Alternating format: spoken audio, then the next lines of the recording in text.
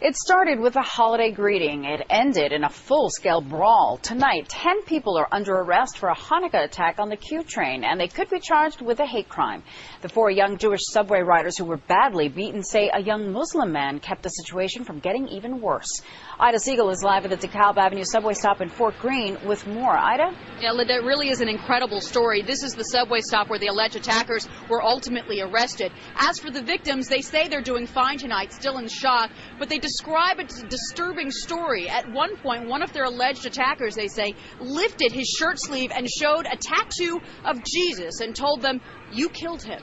23-year-old Walter Adler is nursing a black eye, cut lip, and broken nose today. The very visible scars left over from what police are calling a bias attack on the Q train as it passed Canal Street on Friday.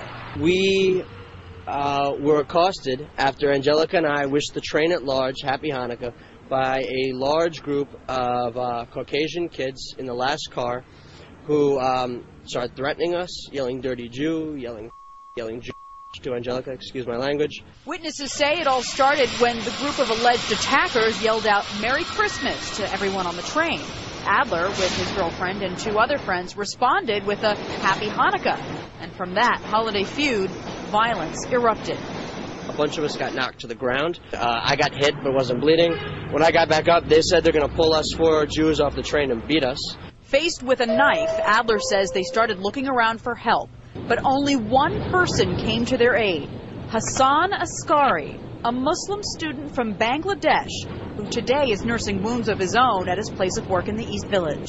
I tried to defuse this situation, tried to intervene, and I grabbed him and I pulled him to the side. I was like, what's wrong? Are you crazy or something?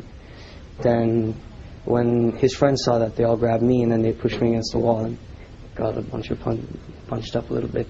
One Muslim guy jumps in for us, then stood up for us while everyone else just sat down and sat there and just watched. The police eventually caught up with the group of alleged attackers at the DeKalb Avenue station. 10 people were ultimately arrested, 2 of whom had previously been charged with 2 separate bias attacks against black men.